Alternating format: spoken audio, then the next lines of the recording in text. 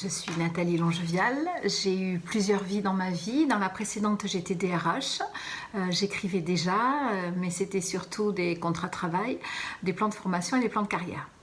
Un jour, j'ai eu envie de changer de vie, j'ai déménagé, je suis venue vivre au Pays Basque, près de l'océan, et j'ai commencé à écrire des livres.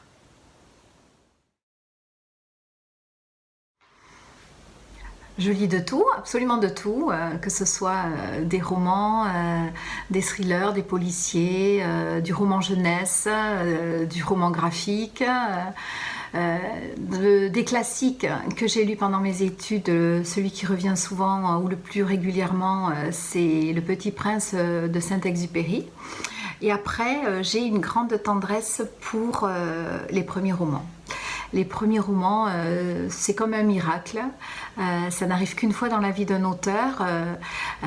C'est ce moment étrange où il se jette à l'eau, il offre sa voix au monde. Pour le lecteur, c'est l'occasion de découvrir un nouvel univers, de rentrer dedans, d'attendre les livres suivants avec impatience ou pas. Même si les premiers romans sont souvent remplis de maladresse, de trop de mots, trop de phrases et trop de pages, ils ont cette fragilité qui m'émeut en fait. Je lis essentiellement en numérique. Je ne suis pas du tout une fétichiste du livre, de son odeur, de sa texture. Je l'ai été, mais je ne le suis plus.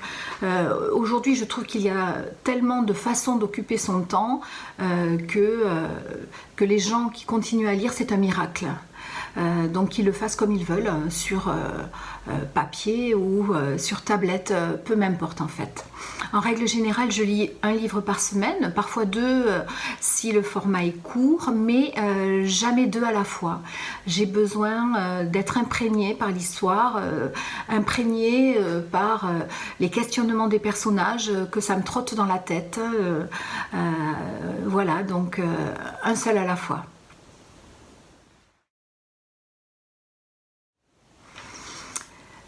Je lis les auto-édités. Alors moi j'appelle ça plutôt des auteurs indépendants parce que j'aimerais croire que parfois l'auto-édition est un choix. Je les lis et j'ai parfois découvert de véritables pépites, des textes qui auraient mérité une plus grande visibilité et plus de lecteurs. Ce que j'aime chez les auto-édités, c'est la fraîcheur, l'audace. Et la fragilité aussi, parce que un livre auto-édité est encore plus fragile, je dirais, qu'un livre édité par une maison d'édition.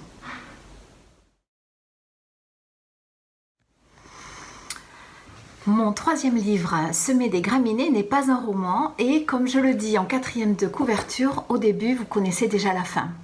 Le sujet étant difficile à aborder, j'ai souhaité dès la quatrième de couverture que le lecteur sache ce qu'il s'apprêtait à lire, qu'il ne soit pas pris en otage par le texte et par l'histoire.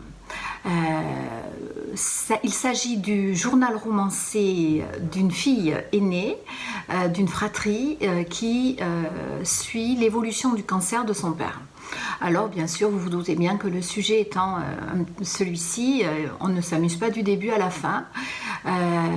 Et même si des pointes d'humour peuvent faire sourire, voire rire, de temps en temps, il se peut que les yeux se mouillent.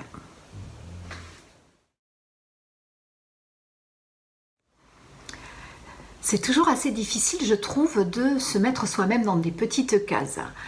Si je vous dis que mon univers est proche d'un tel, vous allez me dire, non mais dis donc, celle-là, pour qui elle se prend? Et si je vous dis, ah ben non, mon univers est proche de celui-ci, vous allez vous dire, mais franchement, voilà la ressemblance entre leurs textes, à quel endroit?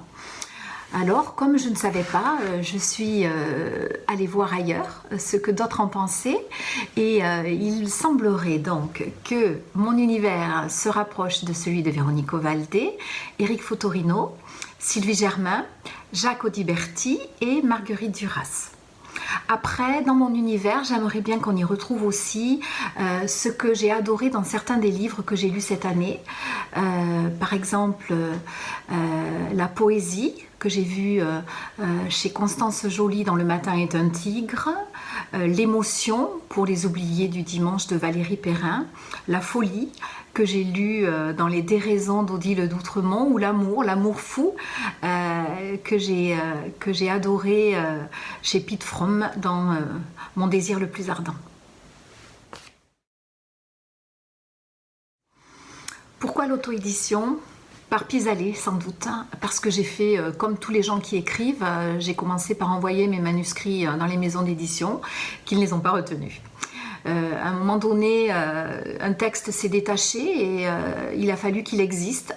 Donc je me suis tournée vers la plateforme d'auto-édition Librinova qui propose diverses solutions à tous les auteurs ou écrivains. Pour semer des graminées, en revanche, l'histoire est différente. Je l'ai tout de suite auto-édité, je l'ai envoyé nulle part. La difficulté avec l'auto-édition, c'est que écrire un livre et l'auto-publier, ça ne suffit pas. Il y a beaucoup de travail avant, pendant et autour, après, beaucoup de travail de communication. Sans la communication, c'est comme si vous écriviez un livre et que vous le posiez sur une table quelque part. Ça ne sert à rien. La communication, ça permet de l'envoyer vers les lecteurs, de le faire voyager, ça permet aux lecteurs de se l'approprier, de le connaître un petit peu avant de le rencontrer, de partager des avis, et c'est ce qui est important pour la vie d'un livre.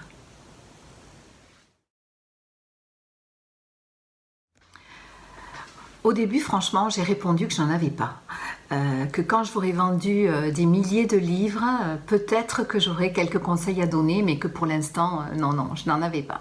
Et puis on m'a invité à réfléchir un petit peu sur mon parcours et on m'a dit que il devait forcément y en avoir des conseils.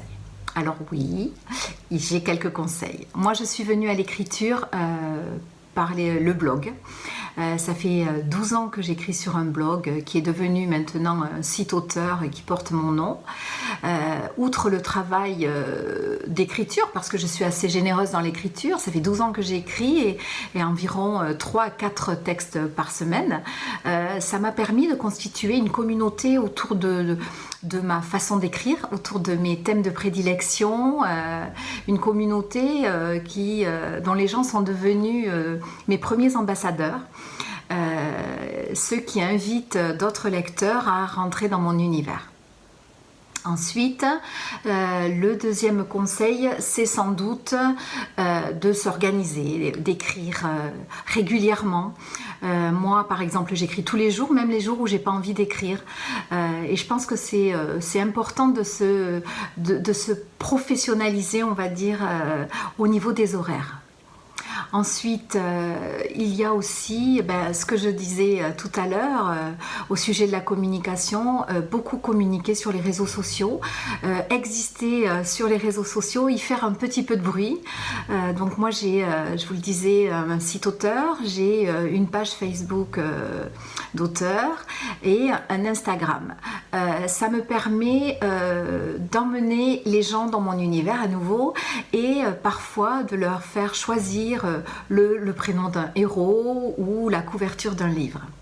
Le dernier conseil, c'est peut-être un des plus importants, je trouve, c'est de ne pas rester seul, de rencontrer d'autres auteurs, d'autres écrivains, d'échanger, de partager, voilà, de sortir un petit peu de son travail solitaire. Et puis aussi, j'ai oublié, mais parce que la vie ne suffit pas, à la fin du livre, il y a un corpus de petites astuces pour écrire un livre.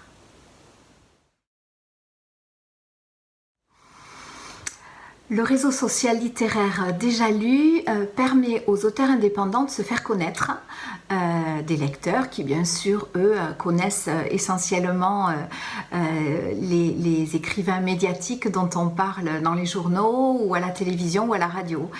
Ça permet aussi de partager ses lectures et donc ses sources d'inspiration peut-être, les textes qu'il a aimés.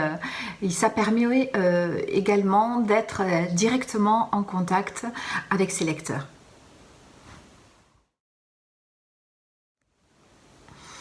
Donc, je propose de gagner 3 exemplaires dédicacés de Semer des graminées, sachant que je dessine vraiment super bien les graminées. Pour cela, il suffit de vous inscrire sur le réseau social littéraire Déjà Lu et de me dire qu'est-ce que vous sèmeriez vous. Moi, je sème des graminées et vous ?